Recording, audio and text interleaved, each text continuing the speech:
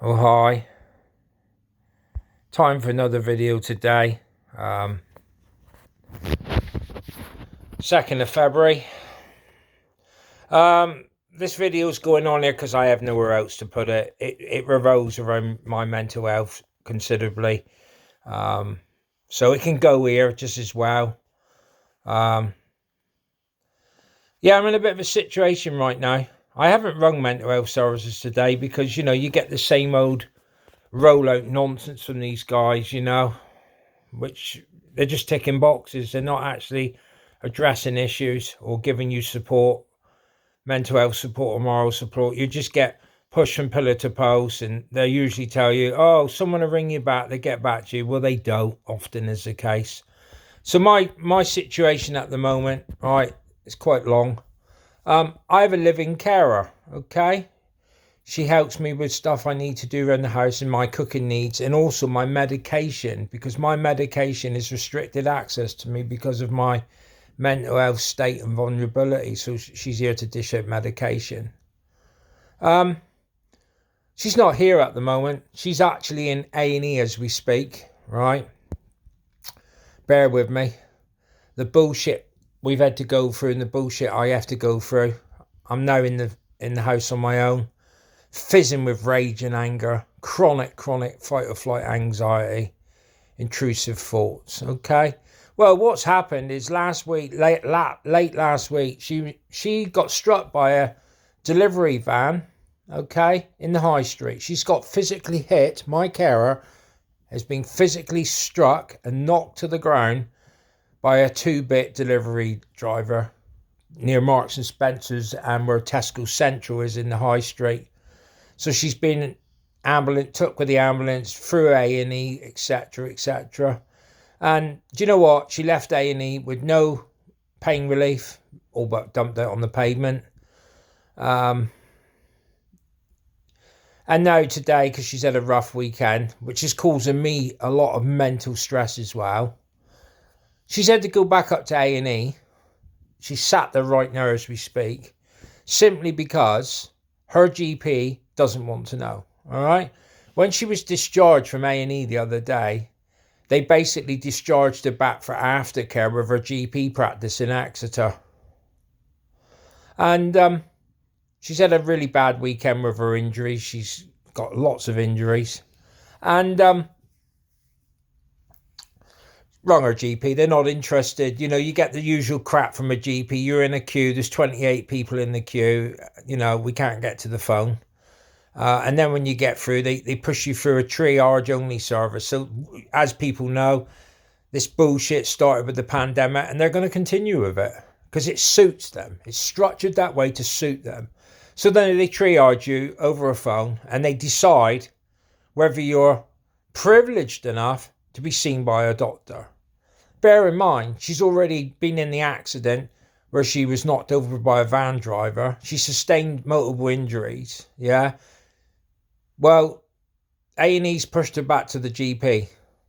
No, they're not interested. Oh, well, it's like this, it's like that. We've triaged you for a second time and we feel you need to go to A&E. Right? So that's where she is. Because basically this triage service within GPs is total absolute bollocks. It's set up to push you somewhere else. They don't want to take a responsibility. And you get shafted. So she's back up A&E. Bear in mind, A&E had already referred her back to her GP for aftercare. Oh no, we can't do no. We don't have any facilities. It's just nonsense. GPs are over. All they are admin teams, and they decide through their triage service over a telephone, without seeing you, without examining you. They decide whether you're privileged enough to see a doctor. Well, by all accounts, she's not privileged to see a doctor today, even though she's been a victim of a road traffic accident. No, not allowed. So she's now back up A&E, and I can guarantee you what will happen is they will go, oh yeah, well yes, okay, ongoing injuries, etc., etc. They'll do whatever tests they can. And then they fire her back to her GP again. When they sent her from the GP from A&E to the GP the other day, they didn't even issue her any pain relief. She had to get codeine tablets from her GP for pain relief.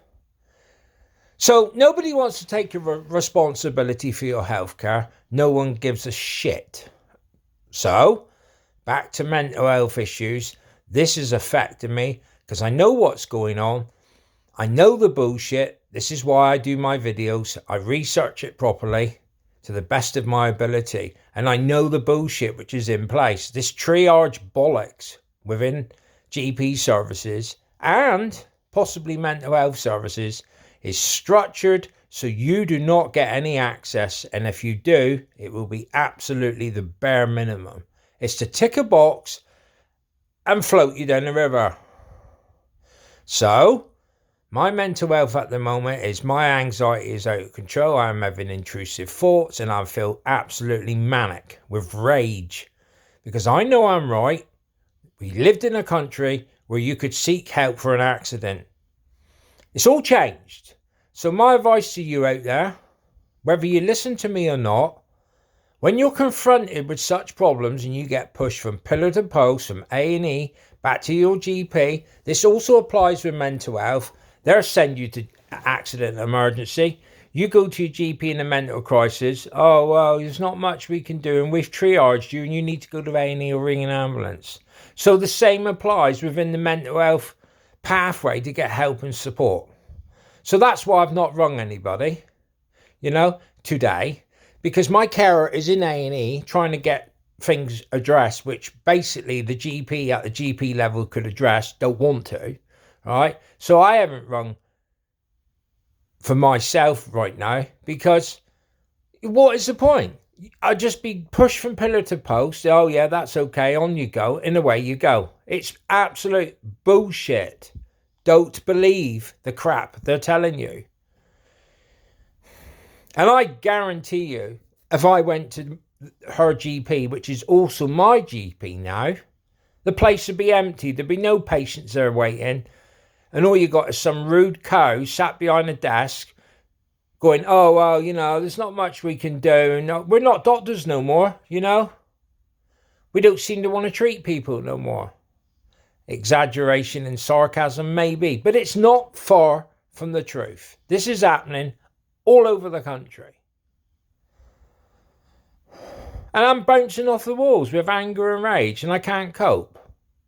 So now, in the daytime, I've took my sleep med to try and calm myself down a bit before I absolutely go completely bang. People don't believe me. They think I'm doing this for attention. I can assure you I am not. This is real. This is happening. This is a situation you will be faced. So now, because she's in A&E, I won't be able to ring first response and tell them how I feel because all they'll say, oh, go to A&E, ring an ambulance or go and make some fucking toast and go for a walk. That is it. That's all you're going to get. So now, to try and stabilise myself, I've took sleep medication in the daytime to calm me down and take the stress out of my head. What an absolute fucking disaster it is.